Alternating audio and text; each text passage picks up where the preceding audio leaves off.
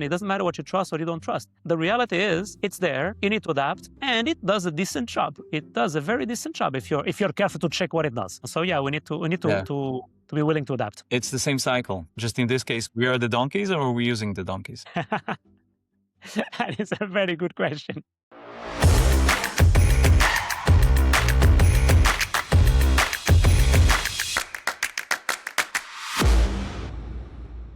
Welcome to 31C Data Talk. My guest today is one of the clearest thinkers of the intersection of AI, fintech, and network intelligence. Luís Rodrigues, such a pleasure having you with us today. Thank you. Thank you very much for inviting me. For those who don't know you yet, can you please introduce yourself? Yeah, so my name is Luís. I'm Portuguese originally. I've been living around the world a bit. I lived in Africa, in Asia. Now I'm in the Middle East. I'm in Dubai. I'm at the intersection of technology and product and a bit of data. So I'm in charge of product for a US firm here in the Middle East, where I work with telcos, I work with governments, and I work with financial services, and in product mainly. And many of these things are in AI and how to build AI for the new businesses that are appearing and the new challenge that AI can help solve. Nice. So you work with across financial services, telecom, government, like three completely different worlds with three different risk tolerance. Like, how do you see AI affect those industries? Yeah, so you're very right. They have very different risk tolerances, but they are very highly regulated, which is the same across all the board. And what is it? Its impact here in the UAE, it's interesting because you see more and more companies using AI for a multitude of things, either from the, just adapting processes that have been there before. Many of them started with the chatbots a few years ago, and now they're evolving into more type of robotic process automation, which means basically you take a process that is there and you optimize it with AI.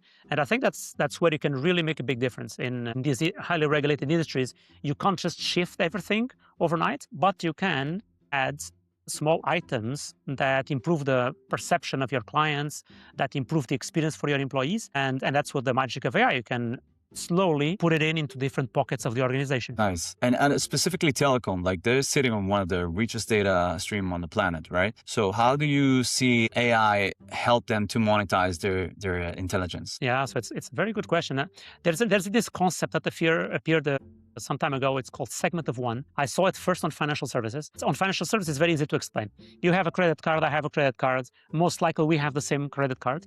But the reality is I care about lounges. You probably care about cashback or whatever it is. And why do we have just three different types of cards or four different types of cards in a bank? Why don't I have the card for me? Why don't you have the card for you? And the magic of AI right now is that enables this segment of one.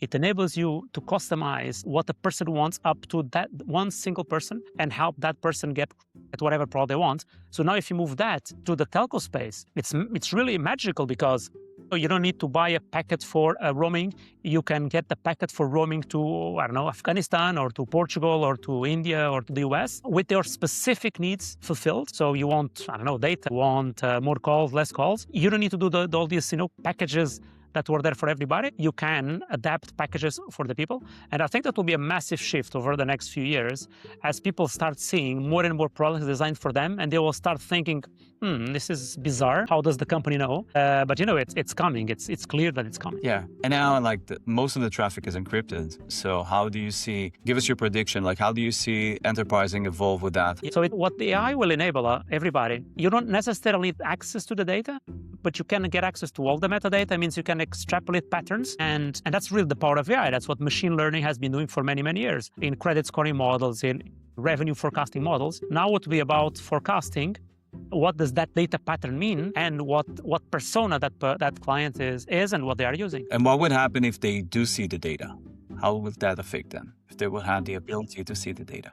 You mean the telcos, you mean? Yeah. Yeah, that will make a massive difference. And in any case, they can see a lot of the data, right? Because they, except for the encrypted data, that you cannot see what is flying there. Today, you still can see all the DNS requests, which effectively means you can see who they are connecting to. And if you see who they are connecting to, you can, of course, create personas. If a person is connected to Netflix, they like a lot of Netflix. So you can try to bundle Netflix into your packages. So there's a massive power seeing the data, because with data, you can forecast pretty much everything. Yeah, but this shift is not easy. It's not easy to implement AI. Those enterprises are huge enterprises. Every shift is taking a lot of time for them. Like, what does it actually take for enterprise to go from legacy tools, legacy infrastructure to AI native operation? Of course, without burning the entire thing down. Yeah, look, I think that the first thing, and I keep telling that to many clients, is why are you doing this? Are you doing it because the board told you so? That's that's the reason. But then it's okay, but what KPIs do you want to impact? Like, what are you trying to do? It's not about, let's do a pilot. Let's do some cool pilot and let's put a magic AI box that does magic stuff. Is, okay, I'm going to implement AI like any other business process or business solution. What is the KPI that this is going to impact? And then if it's going to impact a KPI, who is the person in charge of that KPI? And that's a problem today. Today is normally what people are doing is they're building products looking for a client.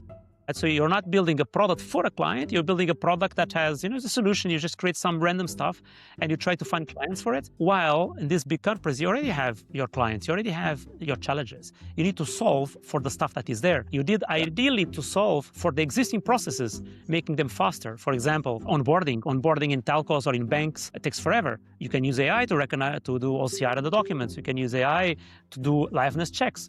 You can do a bunch of stuff there that will make your processes a lot more streamlined. You don't need to jump to the moon. You don't need to go and create the next fancy LLM that speaks Arabic in the case of the UAE. What you need is to use the LLMs and other types of AI to solve business problems and to impact the bottom line or the top line. So do you think there is a scarcity mode right now that people are acting from FOMO, or they're actually implementing AI to reach their KPIs? I think it depends. A bunch of them is for sure FOMO. I have a newsletter. I have, I think, like 15,000 people on my newsletter. I write every week. And I do a qualification when people sign up. 8%, I believe, people aim to be on playground still, which effectively means they are, toying with ChatGPT or with Copilot or whatever, and they are not doing basic solutions like RAG. So for sure, a big bunch of the market outside, so I live in a bubble, I live in the tech bubble, and in the tech bubble, things are more advanced. In the UAE in particular, things are advanced because the country pushes AI a lot. But many people, they are very scared, they don't understand what's coming, and they still think that AI is either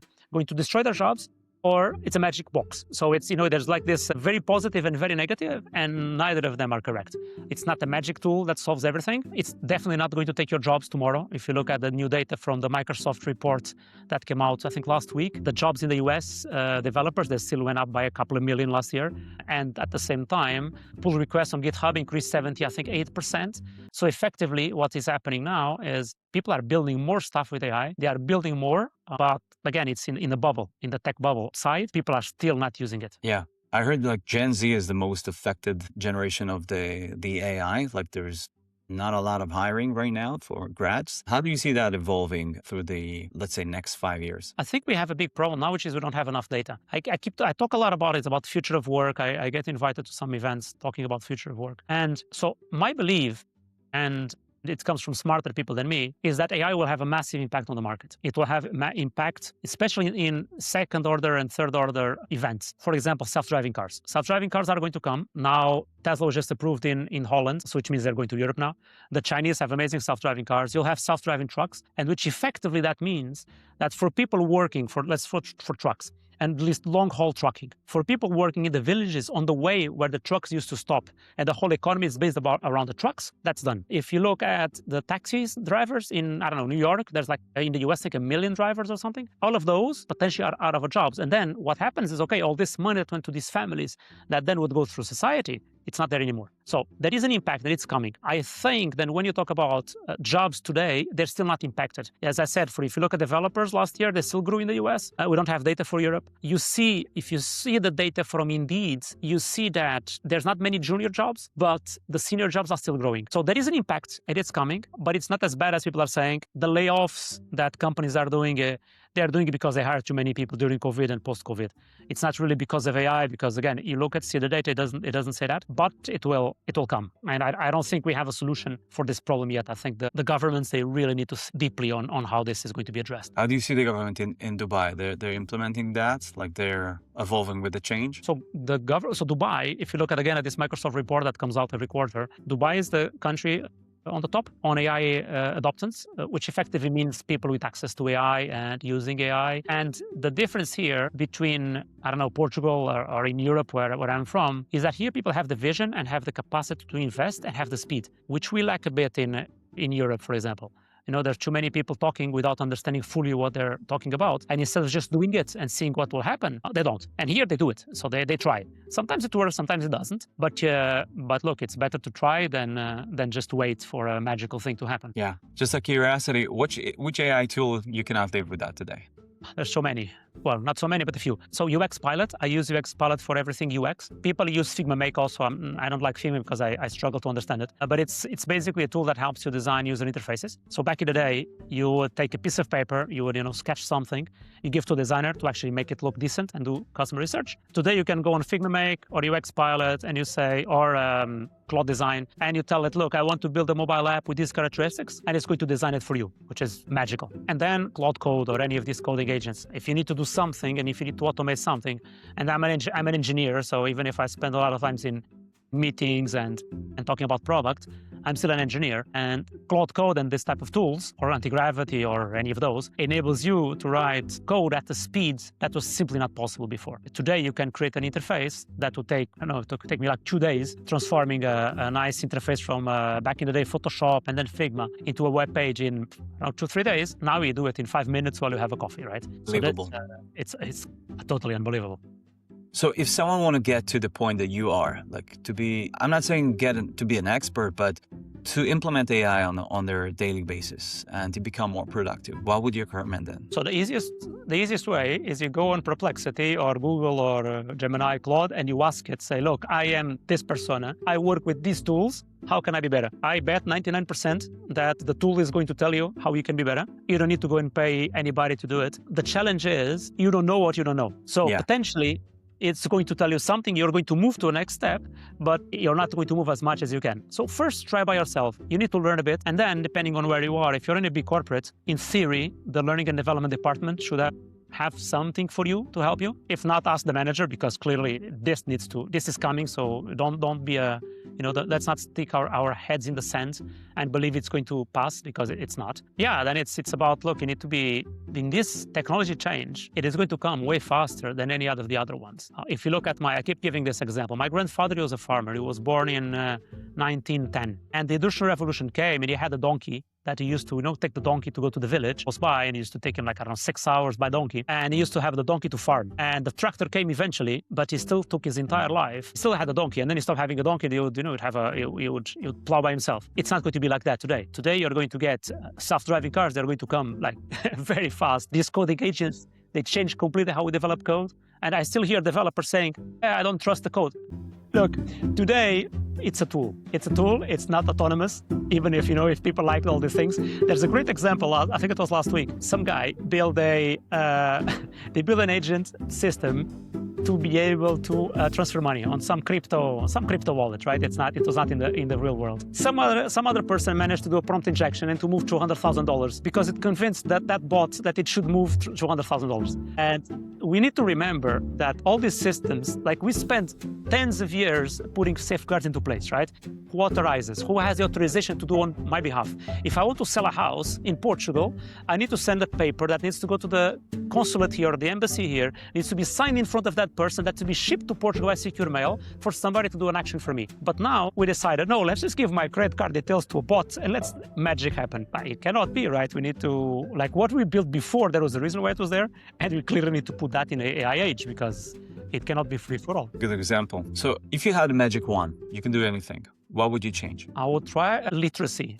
I think I would change literacy. Education has always been what drives humanity forward, and there's a huge lack of literacy in the AI space. It has been there for a while. I met the other day, and this is scary to say, a CIO of a very big bank in the US, and he could not distinguish between AI agents and, the GPTs on ChatGPT or the projects on Claude. Conceptually for him was the same thing. And we're talking about the person that, that he was a developer back in the 80s, right? So the world changed since the 80s. So there's a bunch of this lack of literacy and people thinking that either AI does not do something that it does, or that AI does something that it clearly does not do. And then it becomes very difficult for somebody working in this space. So you have to convince these people that, look, you are wrong, but you cannot say it like that, right? You don't say to a CEO of a bank, that you're wrong. You need to explain why we should go in a given direction. So if that could be solved, then you enter a meeting and everybody knows what they're talking about, I think I would be very happy.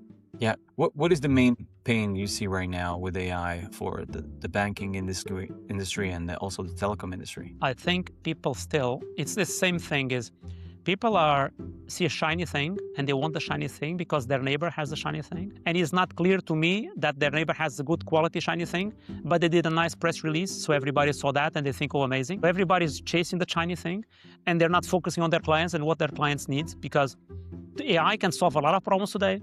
It can solve support. Easily 50% plus of support queries can be solved by AI, and then AI can route it to the right agent, to the right human to help you with this. AI is amazing at crafting marketing copy and sending information to people. AI is amazing at retrieving information. AI is not amazing at taking decisions for you or doing processes. It's amazing at doing elements inside the process. And many people think, oh, let's just throw AI at this. It's agentic, magic. And an agent comes in and your data is still terrible. A human tried to use the data, could not use it, but you believe the agent by magic will be able to use that data. And of course it doesn't, right? And of course, again, the thing fails. Why? Because, for example, the data was not proper for nor humans nor automated AIs. So how do you basically help organizations separate between chasing just a shiny thing than actually connect it to their KPIs? So I think the biggest leverage today is what's called robotic process automation, which is a fancy word to say you have a process, you look at the box inside that process, and you replace it with AI. And AI meaning LLMs or whatever, because you have the LLM part, but you also have the old school AI. But if we discount the AI, because telcos and banks, they understand AI very well for fraud detection and for credit scoring and anomaly detection, that stuff has been there for ages. Now, what LLMs and what these agents can help you is you can look at processes and you can start extracting boxes that are very complicated, and we implement this logic in there. And then this logic, what it does is it uses all the APIs, right? It uses the authorization APIs. You don't make, LLM will not authorize anything for you. What authorizes is the same authorization you had before. What the LLM enables, or what the agent, the small agent enables, is quicker decision that before was not possible. And before you had to put if, then else, you had to put rules. Today you can use an agent to make a decision based on a decision tree, and it can be more abstract. And that's where you start. You need to start on things that exist. We cannot go and boil the ocean. People love boiling the ocean. No, start in small things that works, and then grow from there. Yeah, I think this is super valuable. I have another question for you. We're talking about a lot of technology, but what book actually impacted you the most? Oh, there's a I'm an entrepreneur at heart. I had 2 companies before. Hard Things about from Ben Horowitz, where he talks about the challenges he had at Netscape, and it's very interesting because we see, especially the US, right? You see all these magic stories of young guy, 20 years old, becomes a billionaire, and it's all magic. No, that's not true. It's survivorship bias, right? And this book gives you it gives you a slap on the face. It makes you think about the reality of life. It takes a while to be successful. If it would be easy, as people like painting in Y Combinator and all these places, we will all be billionaires, and we're not all billionaires. So clearly the world is not as easy as people like painting. I agree. And what inspired you the most with AI and where things are going right now? I think it's today you can build something that solves a problem that before the ROI was not there. Today you can go and build an internal tool for your company that helps a bunch of people in ops to process documents or to whatever. And before you would not do it because you know that only 10 people in ops, and you will think, oh, no, they can suffer, it's fine. Today, you can actually solve it. I see it a lot. I talk with a lot of friends that are leading tech in big companies. And the thing that they're doing a lot is this citizen developer thing, which is people can solve their own problems, which is amazing. Like today you go to Claude or Gemini. I realized today on Claude, I asked it to do some analysis. It generates some TypeScript code and it read like a small app on the side. So it effectively generated an app with buttons and I could interact with it.